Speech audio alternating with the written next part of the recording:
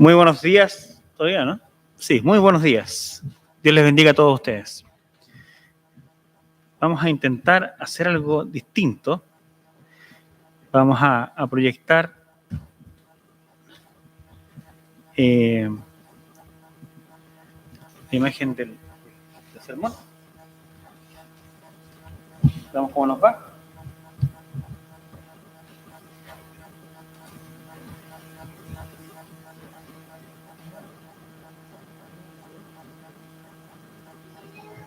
¿Por qué se le ha cortado? Eso es porque estamos en vivo y en directo. No se preocupen.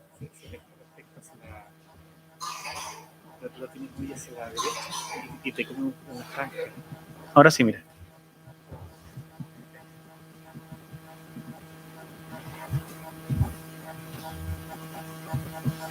Ah, igual me la come. Claro, porque se come la franja más izquierda por el cambio de resolución. ¿Qué hacemos? ¿Lo olvidamos? ¿Abortamos misión? Por lo otro sería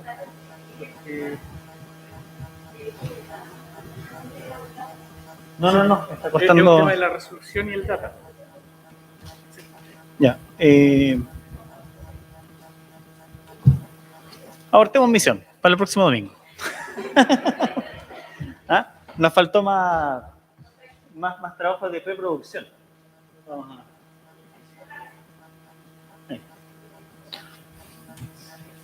No, pero yo confío en la creatividad que ustedes van a tener mientras yo hablo. Ustedes se van a imaginar muchas cosas. ¿Ah? Y ahora mi computador no me quiere dejar salir de la presentación.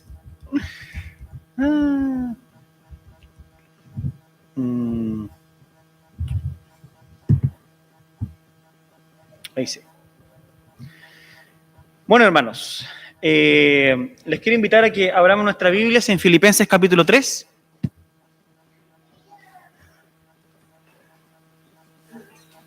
Filipenses capítulo 3.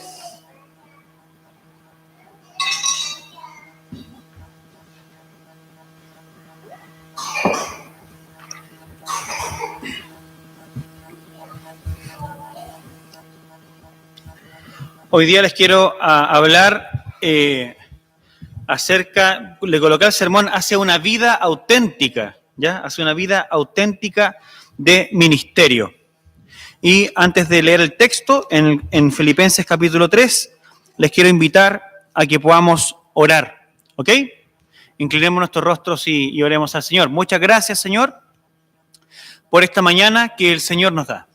Tú nos das, Señor, este tiempo en donde podemos venir, juntarnos, oh Dios, en torno a ti, en torno a tu palabra, en torno a la salvación que tú nos has dado, Señor, y celebrar esta salvación, celebrar nuestra vida en ti, regocijarnos en el perdón que tú nos das, regocijarnos, sino en la esperanza que tú colocas en nuestro corazón. Te quiero pedir de forma especial esta mañana para que nos concedas un tiempo en tu presencia grandioso, sanador para nuestro corazón, motivante, oh Dios, para que podamos seguirte y que todos juntos podamos unirnos en el propósito que tu palabra nos da. En el nombre de Jesús, amén. Vamos hoy día, queridos hermanos, a leer el texto de Filipenses 3 y vamos a leerlo desde el verso 3, Filipenses 3, y vamos a leer hasta el verso 17, ¿ok? El contexto de este sermón está en el sermón de la semana pasada, así que a los que se están sumando hoy día lo pueden ver después por YouTube, ¿ya? Para que se pongan al día, ¿ya? Pero igual voy a hacerles un pequeño resumen. Vamos primeramente al texto, ¿ok? El texto dice de la siguiente forma, verso 3, dice, porque nosotros somos la circuncisión, los que en espíritu servimos a Dios y nos gloriamos en Cristo Jesús, no teniendo confianza en la carne, aunque yo tengo también de qué confiar en la carne. Si alguno piensa que tiene de qué confiar en la carne, yo más.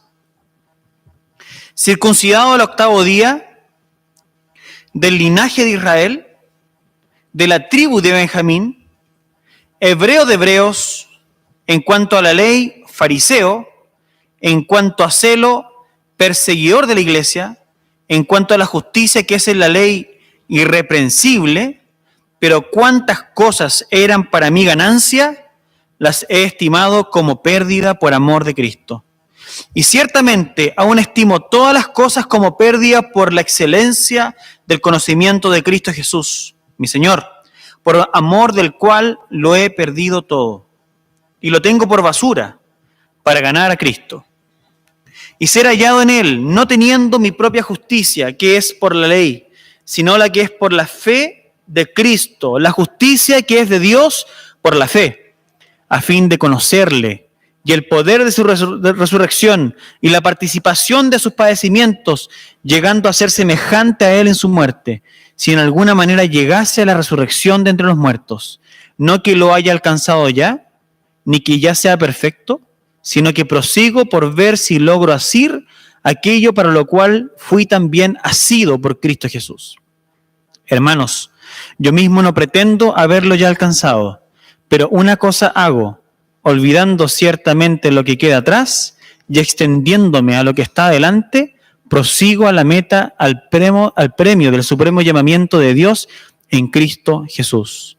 Así que todos los que somos perfectos, esto mismo sintamos, y si otra cosa sentís, esto también os lo revelará Dios. Pero en aquello a que hemos llegado, sigamos una misma regla, sintamos una misma cosa. Hermanos, sed imitadores de mí y mirad a los que así se conducen según el ejemplo que tenéis de nosotros.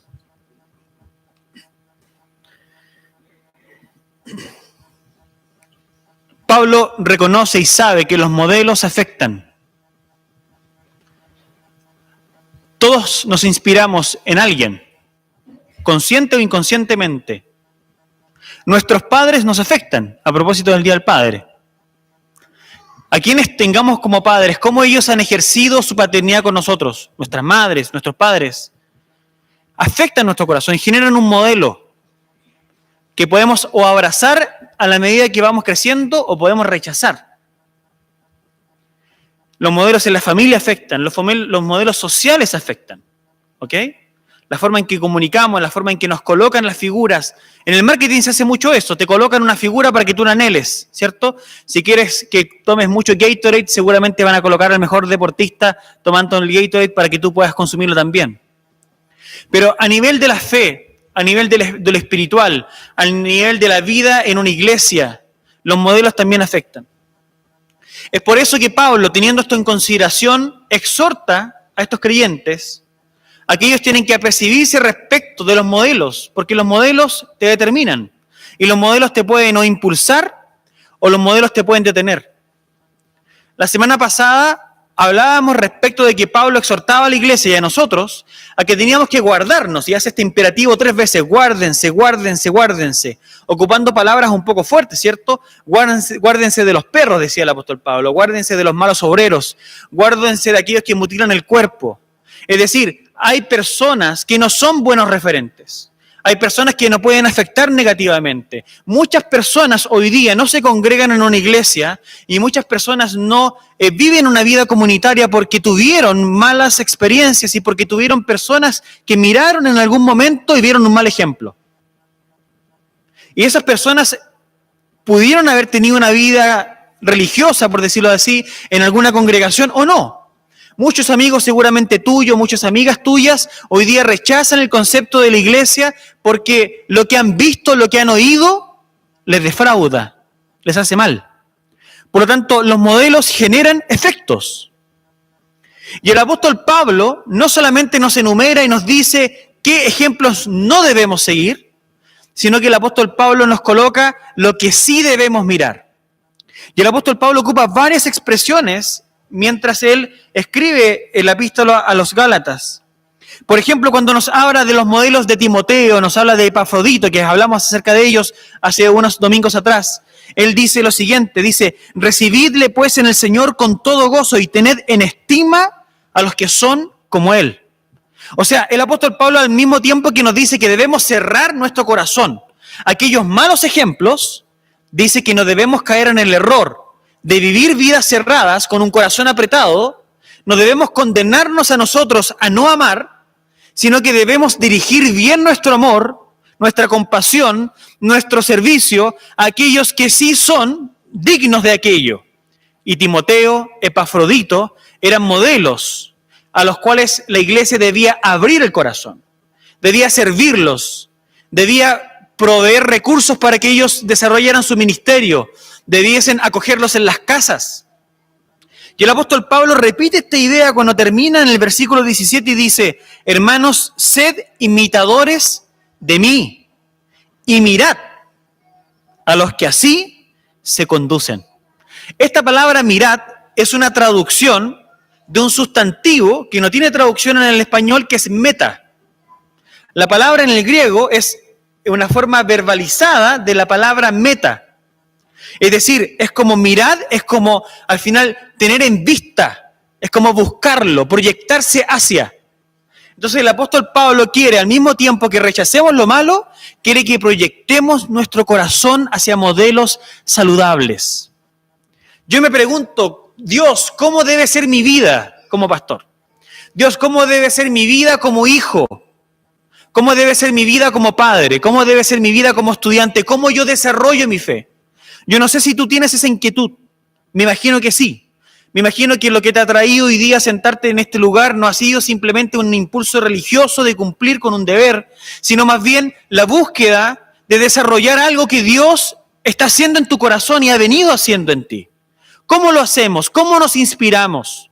El apóstol Pablo, aparte de darnos el modelo de Jesucristo en el capítulo 2, aparte de darnos el modelo de Timoteo, aparte de darnos el modelo de Epafrodito, nos coloca su propio modelo. Y ese es un modelo de un auténtico ministro, de una persona cristiana auténtica que busca responder al llamado de Dios. Tú te preguntas, yo me pregunto, ¿cómo respondo de forma auténtica? 4 cosas. 4 cosas. ¿Ok?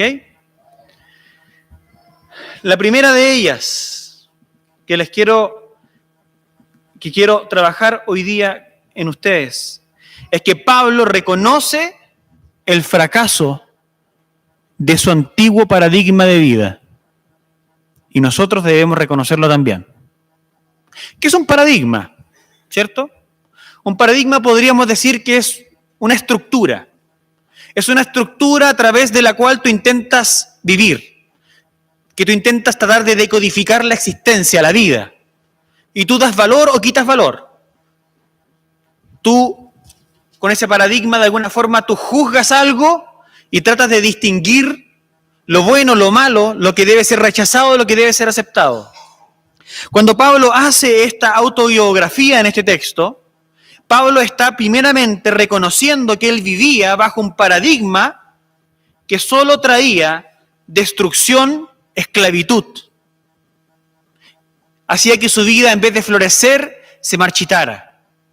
Y Pablo habla de que los falsos maestros, de que las personas que debemos rechazar son personas que confían en lo terrenal, son personas que confían en la carne. ¿Se fijaron en el texto?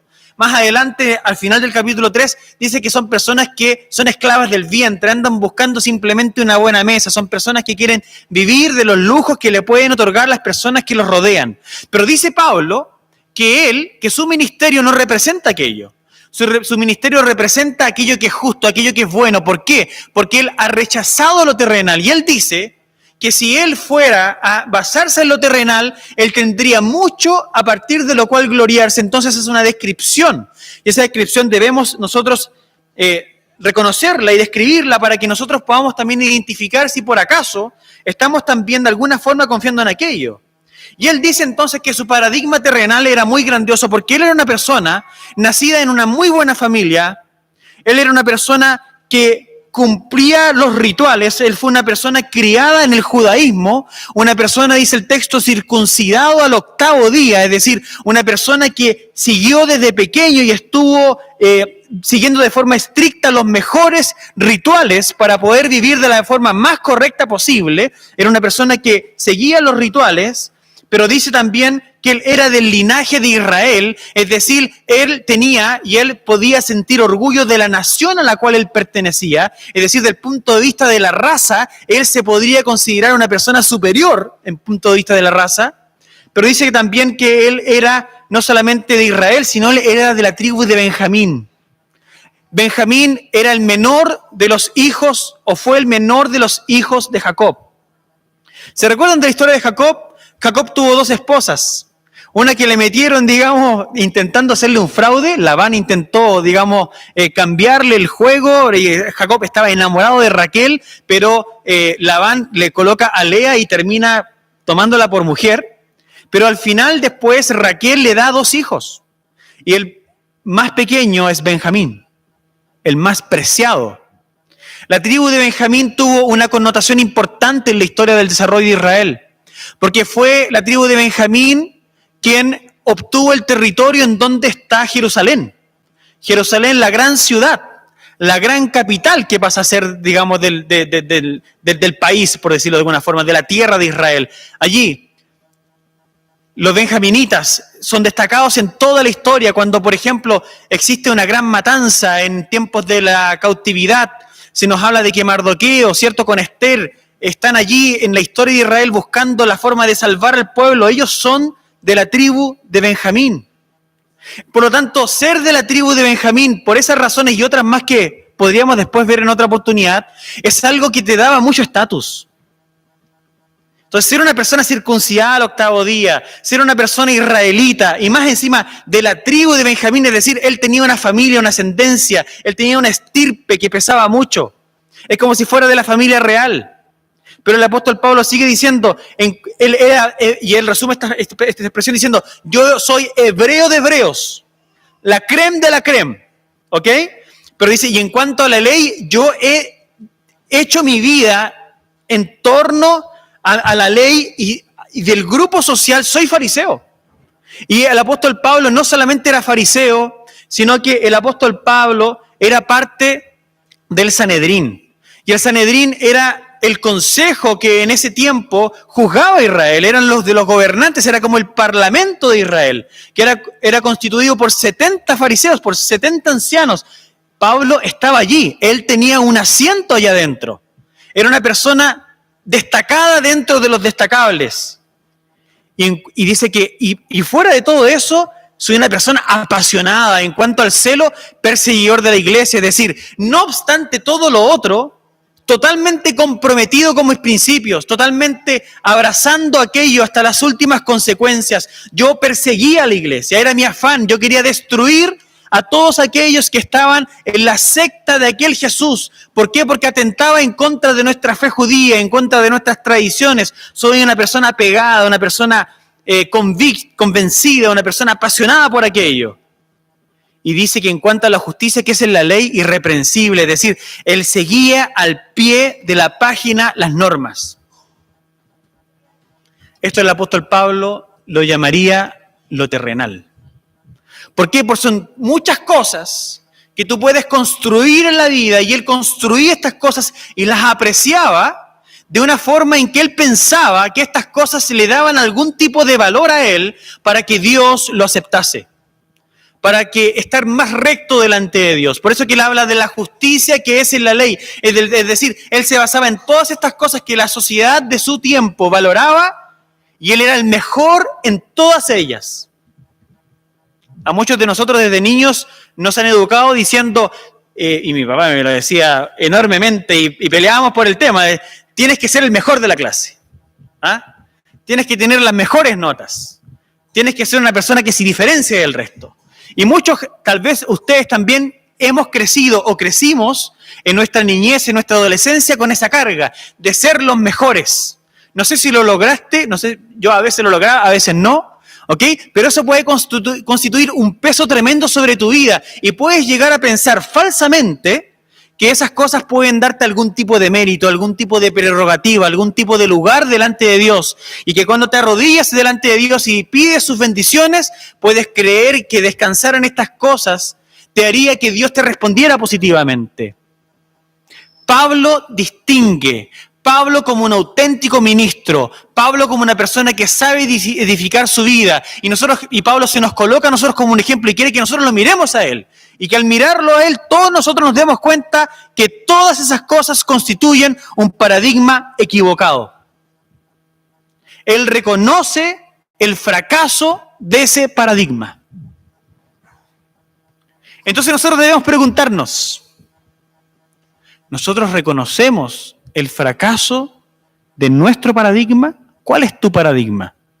¿A qué le das valor? ¿Qué pasa si tú no te gradúas de esa carrera que tú tanto valoras? ¿O qué pasaría si lo hicieras y construyeras algo enorme a partir de allí? ¿Te sentirías mejor? ¿Serías una mejor persona? Tu emprendimiento. ¿Qué pasa si tu emprendimiento trabaja? ¿Tu valor se va al suelo? ¿O si te va bien y eres capaz de dar trabajo a mucha gente? ¿Serás un mejor ciudadano? ¿Tendrás un nivel por sobre el resto? Consciente o inconscientemente estas cosas nos afectan porque así es como está construida nuestra cultura. Y la cultura de la época del apóstol Pablo estaba construida encima de estas cosas.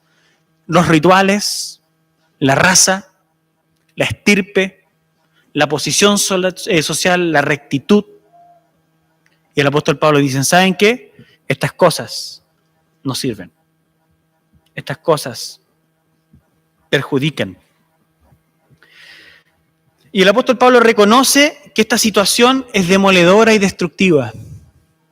¿Por qué? Porque lo segundo que el apóstol Pablo nos va a decir es que una segunda característica de autenticidad no es solamente darse cuenta de lo errado que es ese paradigma, lo errado que es construir tu vida a partir de adquirir ciertas cosas, de estar en cierta posición social, sino además de eso, generar y realizar un contraste adecuado.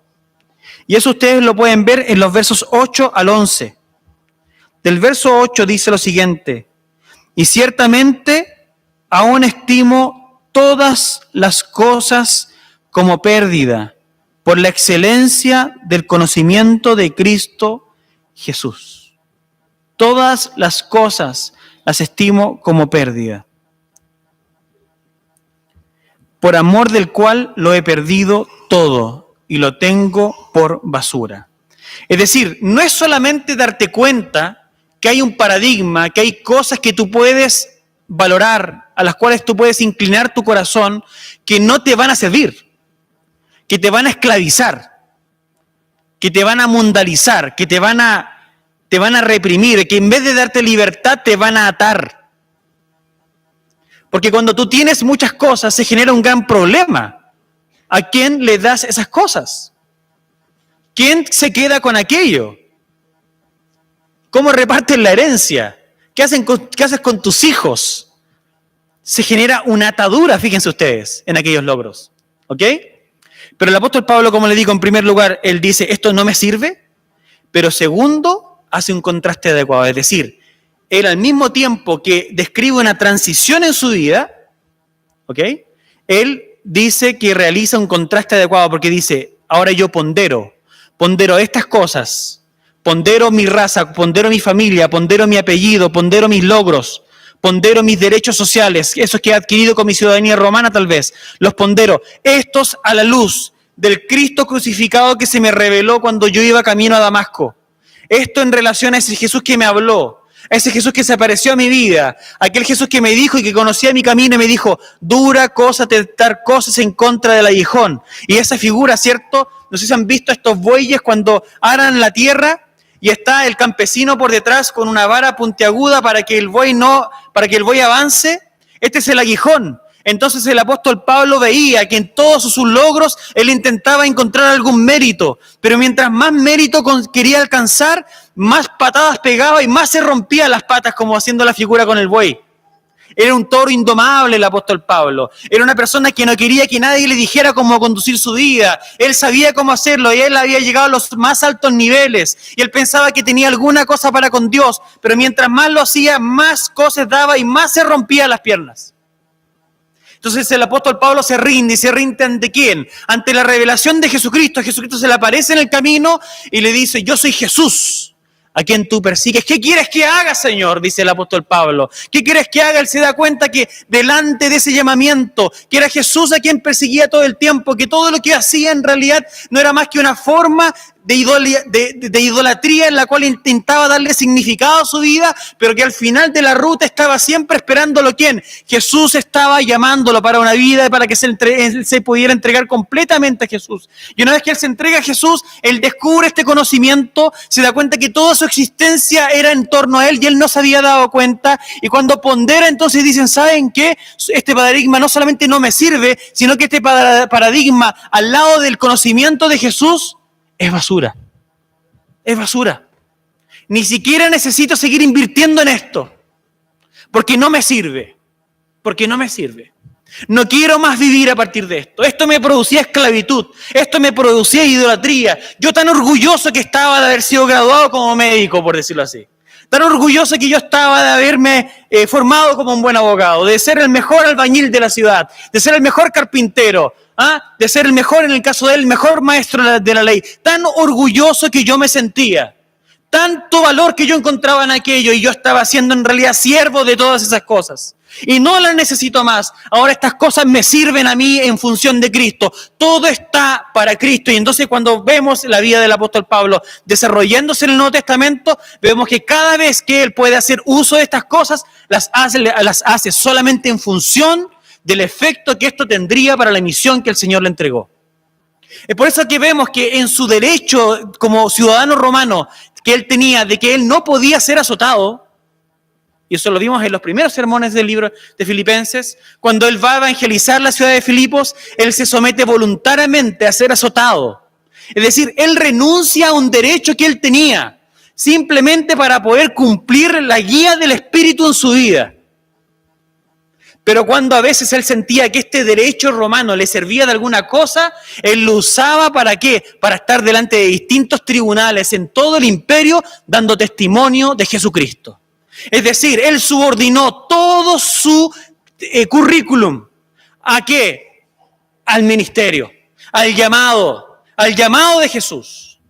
¿Tú quieres ser libre? ¿Quieres ser libre de las cosas que tienes? ¿Quieres ser libre de los logros que has alcanzado e incluso de los que quieres lograr y abrazar? Entonces tú debes darte cuenta de lo sublime que es el conocimiento de Jesucristo. Debes realizar un contraste adecuado de lo que tú tienes, de lo que valora este mundo, de lo que te enseñaron a valorar, en contraste con ¿quién? Con conocerlo a Él. Y vamos a ver en el texto que conocer a Jesús no es una experiencia simplemente a nivel de la mente. Es una experiencia de vida. Es darte a vivir en Él. Es conducir tu vida bajo su señorío. Es conducir tu tiempo, es conducir tus recursos. Es darte a Él.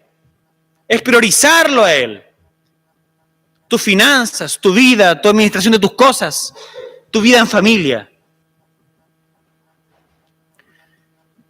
Pero no solamente aquello, sino que él también, Pablo, cultiva un anhelo superior. Pablo cultiva un anhelo superior. Y permítanme retomar desde el verso 9, porque esto de cultivar está en el verso 12, pero retomaré desde el 9. Y dice, ser hallado en él, no teniendo mi propia justicia, que es por la ley, sino la que es por la fe de Cristo, la justicia que es de Dios por la fe. ¿Por qué? Porque él se da cuenta que si él edifica su vida a partir de este paradigma que es falso, entonces lo que él terminará haciendo es produciendo en su vida mayor esclavitud, porque los ídolos de este paradigma lo dominarán. Y él se da cuenta entonces lo siguiente, que él tiene dos posibilidades. O él edifica para sí mismo una justicia que es por las obras, que es a partir de la confianza en todo aquello que no es verdadero, que es falso y que debe ser tenido como basura. O él edifica su vida en base a la confianza y a estar escondido en Cristo. Y él dice, yo quiero esto último. Yo quiero esto último. Y allí entonces sigue y dice, verso 10, a fin de conocerle, conocer el poder de su resurrección y la participación de sus padecimientos, llegando a ser semejante a él en su muerte.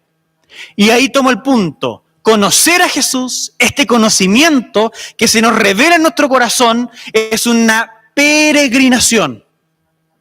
Pero una peregrinación radical y alocada. Pablo se coloca como un parámetro, Pablo se coloca como un modelo, pero este modelo debemos reconocer que es un modelo que es, del punto de vista natural, espeluznante. ¿Por qué? Miren qué interesante. Pablo dice que él quiere conocer a Jesús. Pero ¿qué es lo que él quiere conocer de Jesús? Pablo quiere conocer y quiere, ser hallado en él no teniendo su propia justicia, pero él avanza y dice experimentar el poder de su resurrección. Pablo no está pensando, en este caso en particular, en la resurrección de entre los muertos que viene en el futuro. Pablo está hablando que él quiere experimentar en su vida ministerial, y todos tenemos una vida ministerial, entonces rompamos primero también ese tabú. No solamente el pastor tiene un ministerio, ustedes tienen un ministerio. Ustedes que son padres tienen un ministerio con sus hijos. Ustedes que son esposos tienen un ministerio con su cónyuge. Ustedes que son estudiantes tienen un ministerio en medio de sus compañeros. Ustedes que son solteros tienen un ministerio de testimonio y fe en medio también de sus pares. Todos tenemos un ministerio, ¿ok? Todos tenemos un grupo de gente a la cual somos responsables de afectar. Ahora el punto es el siguiente. Tú puedes conocer a Jesús en medio de ese ministerio. Y Pablo, ¿qué es lo que quiere? Pablo quiere experimentar en el ejercicio de su ministerio el poder que levantó a Jesús de entre los muertos. Es una cláusula del llamado de la vida cristiana. Tú puedes vivir la vida cristiana sin poder, pensándolo todo, dominándolo todo, como esos falsos maestros, esos impostores que vimos la semana pasada. Son personas que lo calculan todo, ¿cierto? Puedes vivir de esa forma o puedes vivir de forma entregada como Epafrodito. Esa persona que coloca su vida en juego, que da todo, que se siente dirigido por Dios y lo entrega, pone a disposición su trabajo, sus recursos, su fuerza, su corazón, porque a veces significa que vamos a entrar en relaciones interpersonales que eventualmente nos pueden dañar. Pero tú entras en esa relación, tú entras en ese esquema. ¿Por qué? Porque confías en algo. Yo quiero conocer, en la medida que me embarco, quiero conocer el poder que levantó a Jesús de entre los muertos. ¿Cómo va ocurriendo eso? Vas siendo probado y vas orando a Dios, vas confiando en su palabra, vas aplicando el evangelio a tu corazón, te sientes menoscabado, sientes que de repente está demasiado difícil el conflicto, que el desafío es demasiado grande, pues te arrodillas y bebes de la gracia y pides al Señor que Él te bendiga. ¿Y qué es lo que después vives tú? La manifestación de Dios. Tú has orado y Dios te bendice, abre las puertas, opera a través tuyo, dándole sanidad a la gente, trayendo a alguien a Cristo, trayendo conversión, produciendo el efecto de la vida ministerial. ¿Cuál era el regocijo de Pablo en sus azotes? Ver que sus azotes eran marcas que bendecían y edificaban a la iglesia porque gente más apasionada se levantaba en medio de las comunidades. Pero es un cambio, es una reorientación de todo. Es perder para ganar. Es ser rico siendo pobre y es ser fuerte siendo débil. Es abrirte a una nueva forma de ser. Es entender la dinámica que el evangelio produce. Es el reino de Dios entre nosotros viviendo bajo su filosofía. Pero si tú sigues abrazando los paradigmas mundanos y terrenales, no podrás experimentarlo, porque las cosas que ocurrirán no llamarán tu atención, porque no las decodificarás, porque no las entenderás. Tu corazón debe ser cambiado. No es solamente un encuentro inicial con Jesús. No es solamente que Él aparezca en tu camino y Él te llame. Es darte completamente, es desechar esos paradigmas, colocarlos bajo el señorío de Cristo, pero al mismo tiempo entregarte crecientemente para poder experimentar el poder de su resurrección. Pero Pablo era demasiado alocado y de repente tal vez la meta está muy allá de nosotros, porque el apóstol Pablo dice, yo quiero participar de sus padecimientos. Jesucristo era tan importante e inflamante para el apóstol Pablo. Él quería ser tanto como el apóstol Pablo quería ser tanto como Jesús, que él no solamente quería experimentar el poder de la resurrección en sus sufrimientos o en sus necesidades, sino que él también quería participar de sus sufrimientos. El Señor Jesucristo fue azotado por nosotros. El Señor Jesucristo fue menospreciado socialmente. El Señor Jesucristo fue llevado ante los tribunales. El Señor Jesucristo, diciéndolo de una forma moderna, le hacían bullying en la calle, salían los titulares, lo menospreciaban, lo perseguían. Y el apóstol Pablo pensaba, yo no puedo ser menos. Yo quiero tener tal vida de obediencia. Yo quiero tener tal vida de apego a la palabra. Quiero vivir tan cerca de Él que socialmente yo pueda vivir lo mismo que Él vivió para poder desde dentro entender su agonía, desde dentro poder experimentar el poder de la oración y desde dentro poder experimentar el gozo en las dificultades. Pero esto es demasiado extremo para nosotros. Porque nosotros queremos tener una vida con Dios, pero sin salir de nuestro confort. Nosotros queremos decir que somos fuertes cuando somos débiles, pero sin pasar por debilidad. Nosotros queremos decir que Cristo es nuestra vida y que el morir es Cristo y el morir es ganancia, pero sin ser expuestos a demasiados riesgos. Y lamentablemente eso nos priva de una auténtica vida y profunda experiencia cristiana.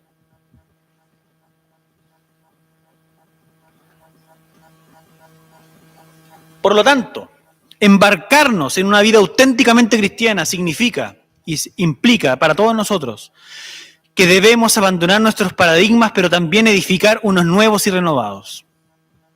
Significa que debemos abrir nuestra vida y nuestra experiencia a formas completamente ajenas a lo que hemos aprendido. Incluso tal vez dentro de lo que hemos aprendido dentro de las propias iglesias.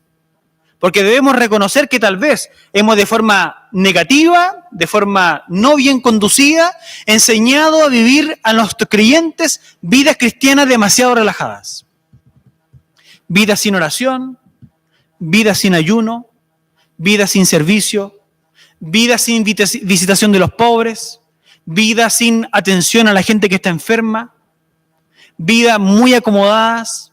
Tal vez hemos simplemente aprendido a invertir en nuestro vestuario, en nuestra vivienda, en nuestro calzado, y no nos hemos dado cuenta la misión que está en nuestras o más allá de nuestras narices. El apóstol Pablo no solamente quiere experimentar el poder de su resurrección, participar de sus padecimientos, sino el apóstol Pablo ya aquí la quiebra, porque el apóstol Pablo quiere ser semejante a él en su muerte. O sea, Pablo veía que si lo mataban por causa de Cristo era un premio. Yo no sé si tú cuando piensas en eso te da pavor. ¿Qué te da? Y no estamos hablando aquí de hacer una escuela de guerrilleros musulmanes, subirnos a los aviones y estrellarnos contra las torres del mundo. No estamos hablando de eso. Ajenos estamos de ahí. Pero el apóstol Pablo tenía una pasión santa. Él era una persona apasionada antes de conocer a Jesús. Y ahora él sigue siendo una persona apasionada, pero por Jesús. Y él dice, ¿sabes qué? Yo me voy a morir de cualquier forma.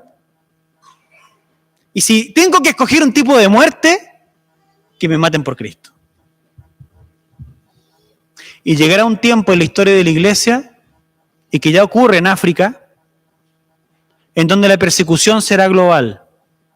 Y todos los que nos llamemos cristianos, perderemos nuestras propiedades, perderemos nuestros lugares de trabajo, seremos perseguidos, seremos martirizados. Y parece que no está tan lejos. Parece que no está a tantas décadas de distancia. Estás a tiempo de huir del cristianismo. Mejor arráncate. Pero hay dos opciones. O eres frío o eres caliente. ¿Qué prefieres? Yo sé que lo cuesta todo, pero quiero estar alineado. Quiero que el Señor produzca en mí la pasión tan grande que yo subestime todo aquello que no tiene relación con Cristo. Tal vez Dios nos está dando un par de décadas para que nos preparemos, para que no valoremos tanto nuestros estudios, para que no valoremos tanto nuestro trabajo, para que no valoremos tanto nuestros bienes, sino que valoremos pertenecerle a Él y vivir por Él. Debemos ser nosotros un modelo también para nuestros hijos. Hay necesidad. Y Pablo nos da el camino. Pero Pablo no termina acá. Él no solamente reconoce el fracaso de un paradigma, no solamente realiza un contraste adecuado con lo que significa conocer a Jesús y seguirle, no solamente cultiva un anhelo superior, porque dice el texto que Él no lo ha alcanzado aún, ni que aún sea perfecto, pero dice que Él prosiga adelante para ver si Él logra aquello para lo cual Cristo le llamó. Entonces Él está constantemente proyectándose, sino que Él también convoca. El apóstol Pablo no solamente cultiva, el apóstol Pablo convoca. Y Él dice, yo prosigo a la meta, al premio del supremo llamamiento de Dios en Cristo Jesús. Y aquí Él convoca, porque ¿qué es lo que dice? Porque un verdadero líder, un líder auténtico, convoca aquello que es importante. Dice, así que todos los que somos perfectos, esto mismo sintamos. Y si otra cosa sentís, esto también os lo revelará Dios.